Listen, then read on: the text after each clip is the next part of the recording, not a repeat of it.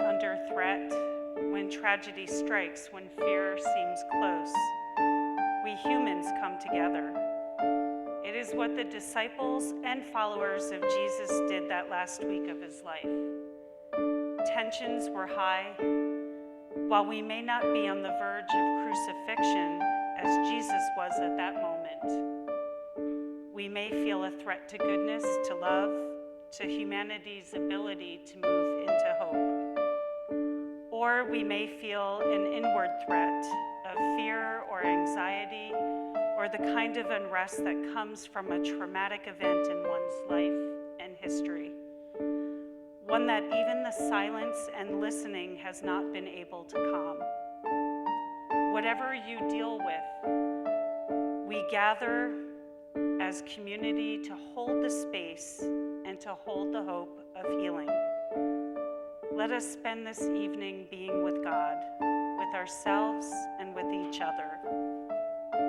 We remember the last time that Jesus ate with his disciples, and will embark on the journey with Jesus along the way of the cross.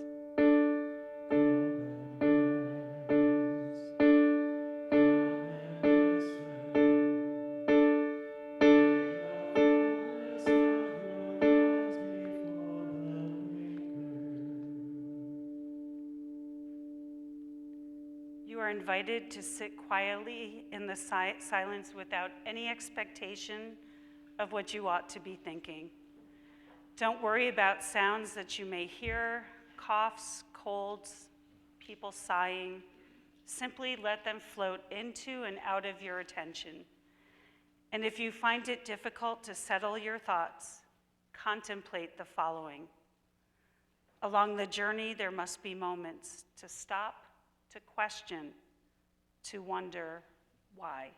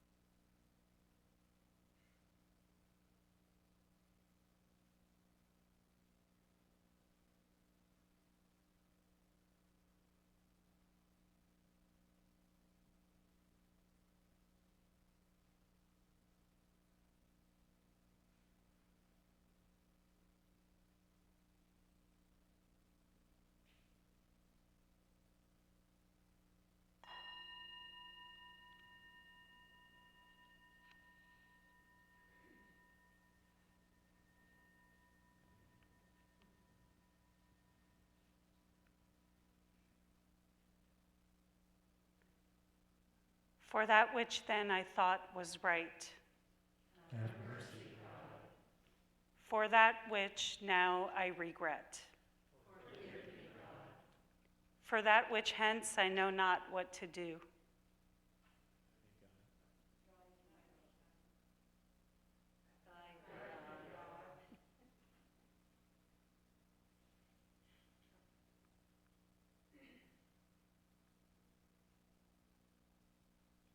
Come and rest, come and listen.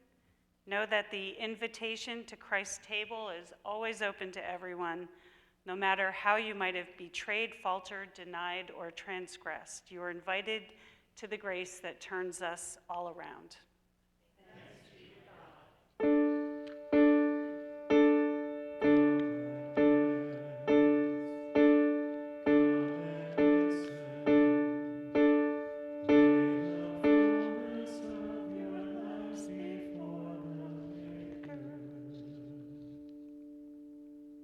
Please stand if you're able and join us in our hymn tonight, I Want Jesus to Walk With Me, number 521 in the United Methodist Hymnal.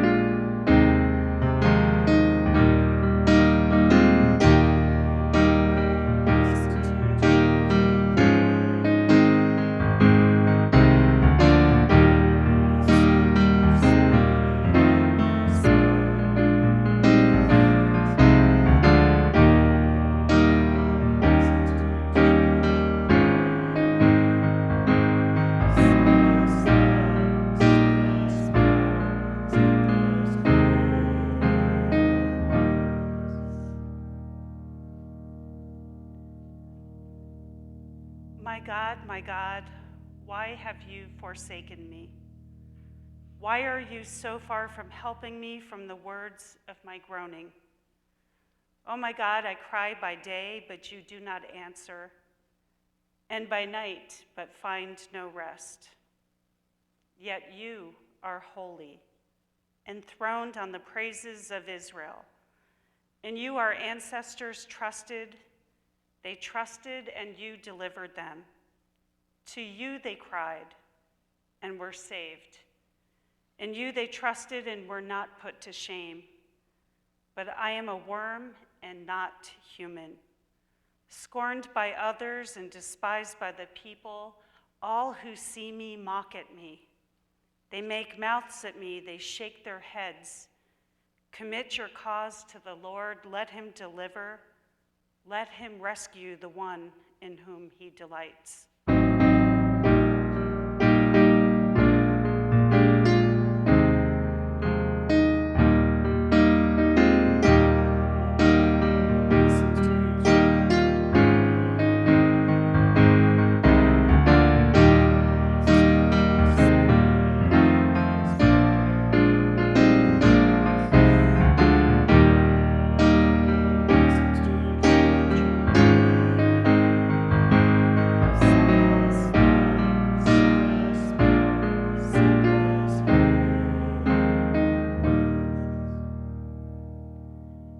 Yet it was you who took me from the womb.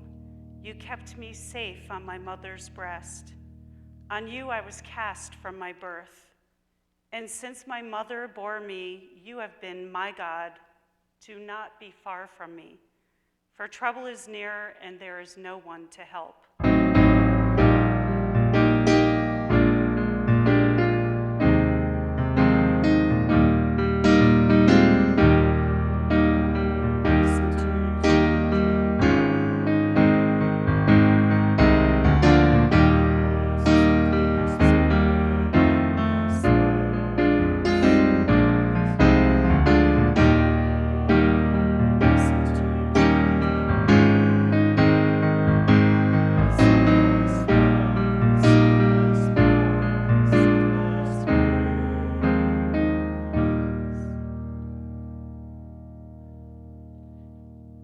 In pain at this moment?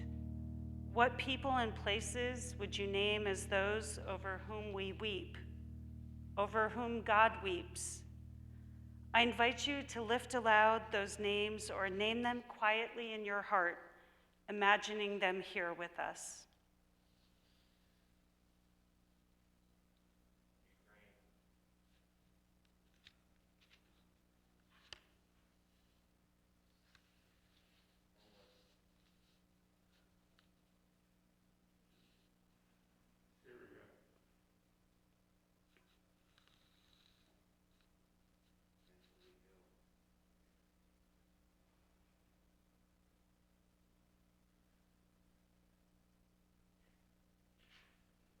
Jerusalem.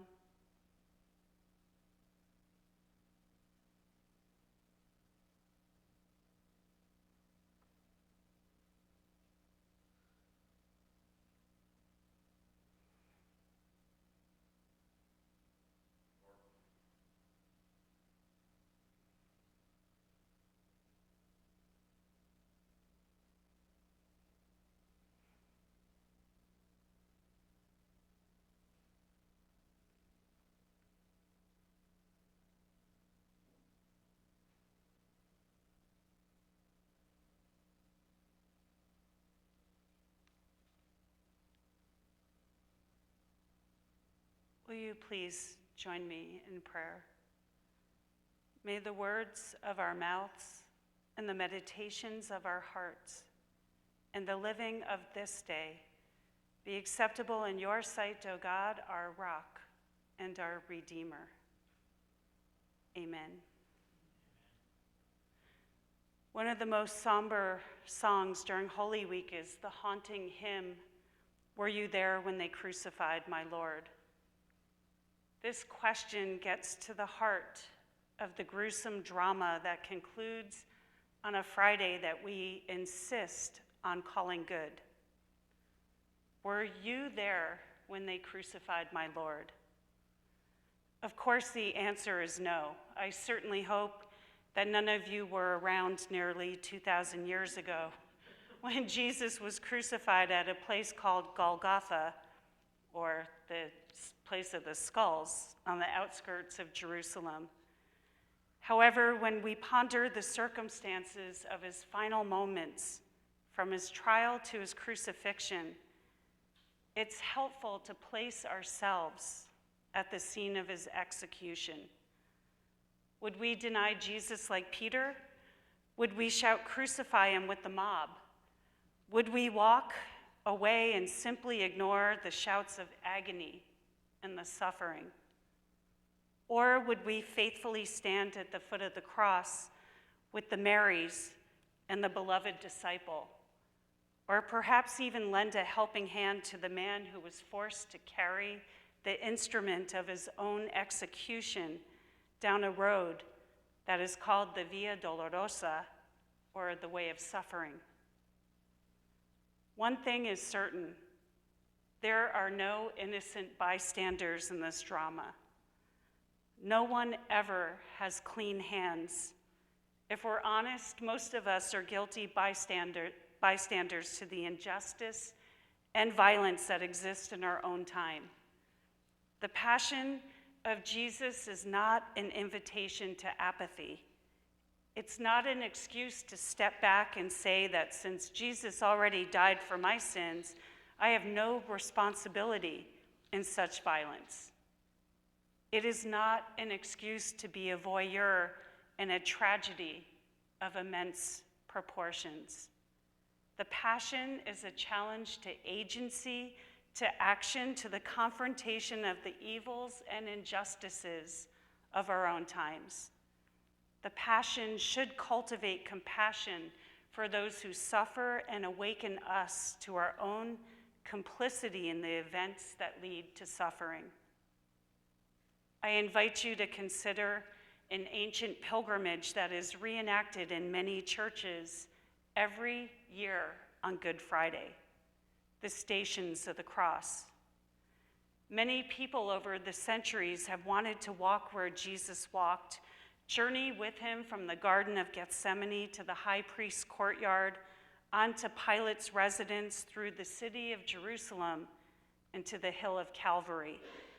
Let us reflect on Jesus' last journey through the city of Jerusalem. Station 1 along this pilgrimage: Jesus in the Garden of Gethsemane. Last Sunday, we reflected on Jesus' anguish in the garden. Jesus in the garden had to empty himself so completely to the point where he could say yes. This is the real eye of the needle, according to priest and theologian Cynthia Borgo. How far can you empty yourself? Does it stop at death? Do you draw back at the fight-flight instincts, or do you go through, surrendering yourself and your desires to God? Jesus had to wrestle with the question of asking God to take away his suffering. He pleaded with God to remove this suffering. The disciples fell asleep. The anguish is so great that in Luke's gospel, Jesus sweats blood. On this occasion, Jesus is perhaps most fully identified with our human mortality. Finally, he cried out in agony, "Let it be. Not my will, but yours be done." Station 2, Jesus is betrayed by Judas. This is a form of personal violence, and there is no consolation. To add insult to injury, Jesus is betrayed with a kiss and a greeting from his dear friend who calls him master and teacher. This heartbreaking act of betrayal tears apart the fibers of Jesus' community. Seeds of doubt and division are planted by this act of betrayal in a loving community. These were his closest friends. Earlier in John's gospel, Jesus says to all of them, "I no longer call you servant, but I call you friend.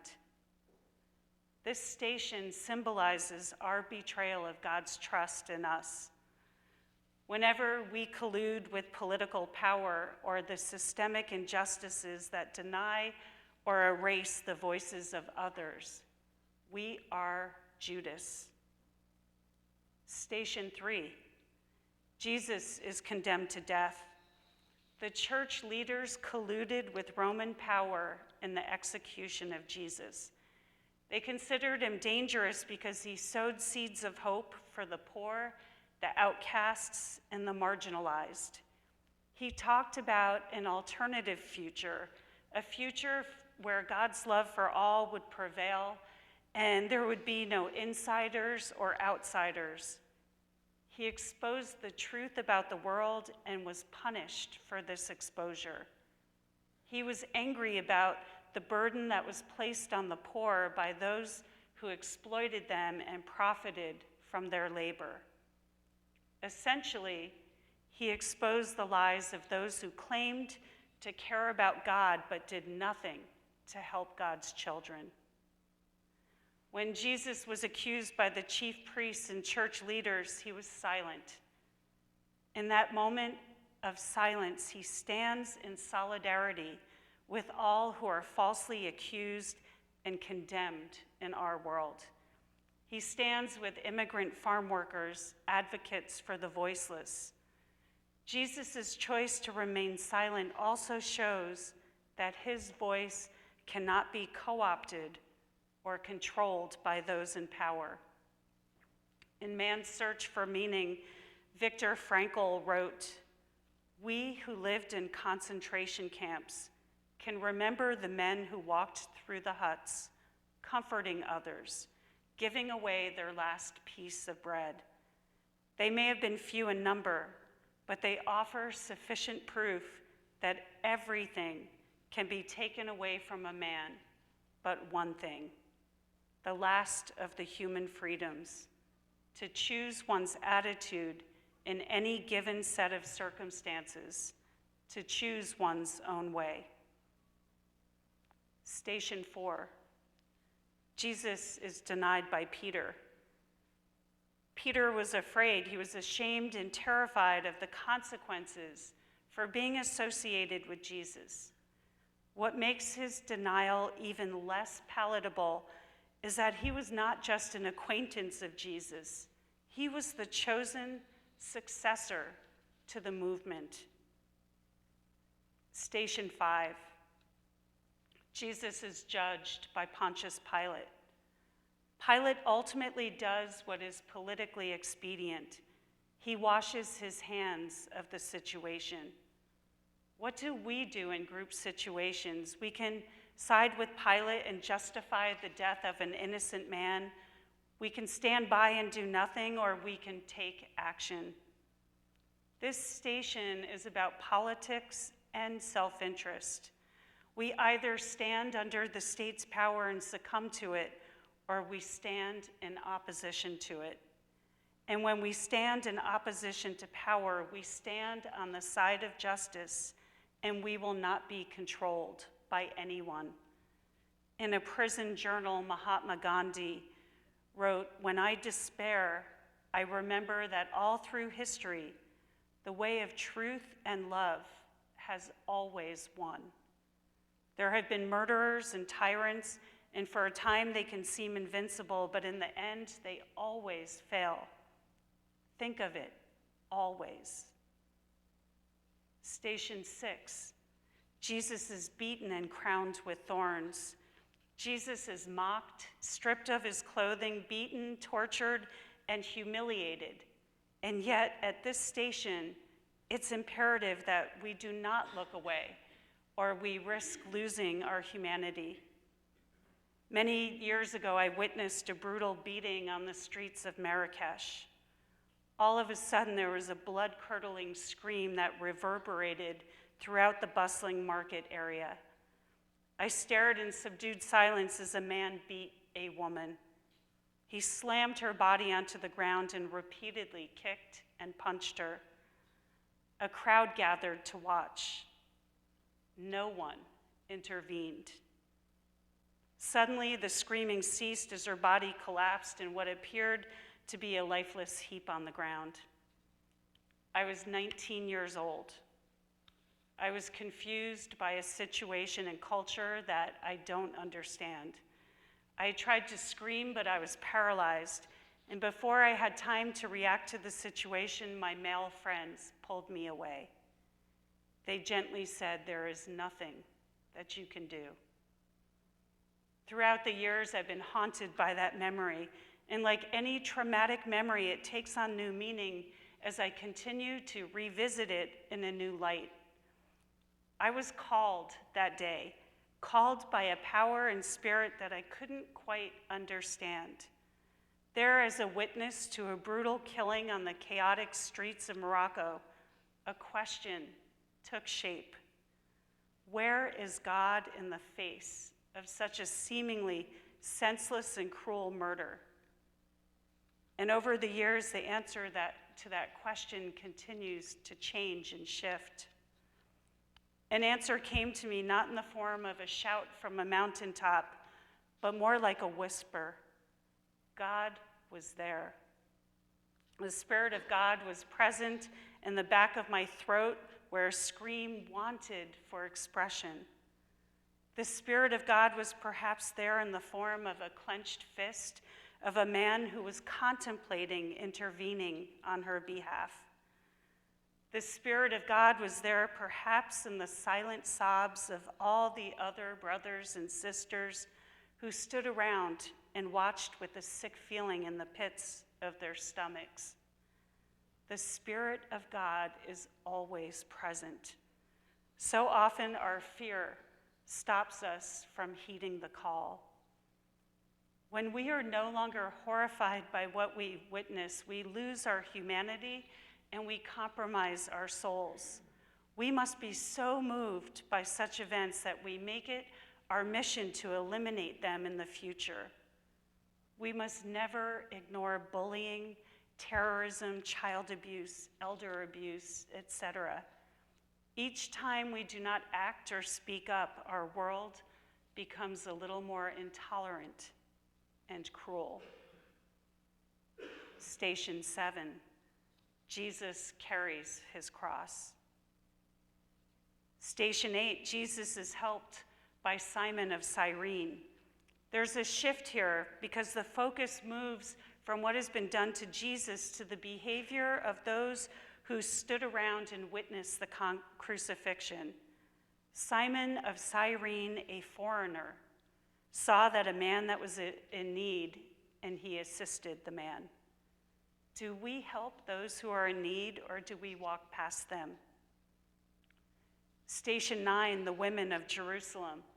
At this station, Jesus sees a group of women and says, "Do not weep for me. Weep for yourself and your children."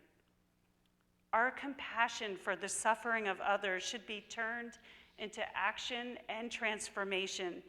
How many people have died from hunger, starvation, war?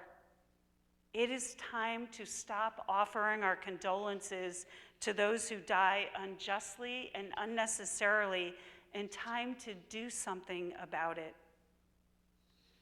Station 10, Jesus is crucified. my God, why have you forsaken me?" shouts Jesus. Any Jew that was standing near the cross of Jesus would have experienced those words as triumph, joy, and vindication. For Jesus in his darkest hour was referring to Psalm 22. It's a psalm of both lament and praise. It ends, "Our fathers cried to you and were delivered." You that fear the Lord, praise him. The Lord did not hide his face from me, but heard me when I cried to him. This day is a reminder to look beyond the shortcomings and failures of life and come to see people and places of hope. On this night that we insist on calling good, we're drawn to an image of a man who was abandoned by all but a few and was left in the custody of those who wanted to harm him. and yet he found the grace not to abandon God. Even in the bleakest moment, in the absence of any sense of God, he addressed God as the absent one. He cried out, Eli, Eli, lama sabachthani. My God, why have you forsaken me? God finally found a human being upon whom God could rely, a human being that refused to give up on God. This is what makes this night different. This is what makes this night good. Our hope rides on Jesus not abandoning God. Right there, when all else fails, it's possible to awaken to a power that then gives us possibilities. In abandonment, we too can experience steadfast faith. Then it is possible to find a peace that the world cannot give us. Death and defeat are not the final words of human life. Instead, the final word for Jesus of Nazareth was absolute vindication and affirmation. He knew that the Lord would not hide the Lord's face from him. This is a story that does not end tragically. It is a story that ends well. Station 11, Jesus turns to the thieves that were crucified next to him and says, "Today you will be with me in paradise." Station 12, Mary at the cross. Alone, isolated from others, there's almost no suffering that we can bear if there is one person who's willing to stand with us, who refuses to let us be alone, who thinks no less of us because of what we are suffering. This helps us get through anything in life. Mary at the foot of the cross of her Son. Most of us have no experience that serves as a bridge of empathy into the suffering of Jesus. However, Mary's suffering on Good Friday provides such access. She becomes the model for us for discipleship. When Jesus asks, "When I return, will there be anyone waiting for me?" we can be assured that there will be one person. That will be the one person who in his fateful hour did not betray him, did not deny him, and did not abandon him. His mother. She stood at the foot of his cross and would not leave him alone. She thought no less of him because of what he was suffering, and in fact, she probably would have traded places with him without a thought. She, in her faithfulness, made it possible for him to endure the suffering of the cross. In Jesus of Nazareth, God found a human being upon whom God could rely. In Mary, Jesus knew a human being upon whom he could rely. Station 13, Jesus dies. He lays down his life. It is not taken from him. He surrenders into God's hands. When Jesus cries out, a shift or a slight turn in history occurs. His cry is a cry for hope, for liberation. We turn all our decisions and choices to God and God's hope for life on earth. Each station confronts us with a question. Will we follow the way of the cross, or will we follow the way of the world? The final station, 14. Jesus is placed in the tomb. When evening fell, a wealthy man from Arimathea arrived, Joseph by name. He was another of Jesus' disciples and had gone to request the body of Jesus. Thereupon, Pilate issued an order for its release. Taking the body, Joseph wrapped it in fresh linen and laid it in his own new tomb, which had been hewn from a formation of rock. Then he rolled a huge stone across the entrance of the tomb and went away. But Mary Magdalene and the other Mary remained sitting there, facing the tomb. Amen.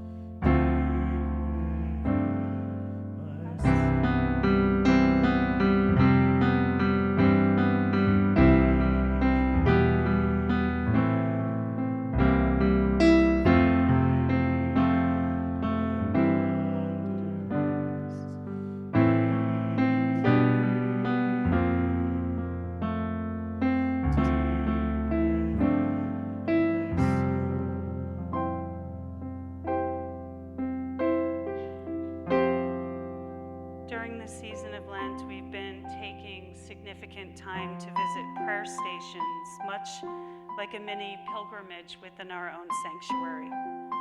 We have sought a heightened state of attentiveness in our interaction with the divine presence.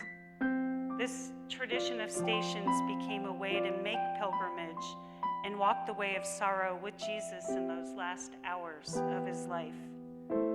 Pilgrims to Jerusalem would journey and stop where they believed the events happened. Eventually, it became difficult for most people to actually make a pilgrimage to Jerusalem. These stations then in our sanctuary represent this opportunity for all of you to make a pilgrimage to an interior Jerusalem, to journey to that place Augustine called more inward than our most inward part. Just as the disciples and Jesus himself searched their hearts in that very moment of trauma and tragedy, we search our own hearts. And yet we know that at our very core, we are connected to others through our connection to God. And so our stations this evening will invite us not only to examine ourselves, but also to intercede on behalf of others.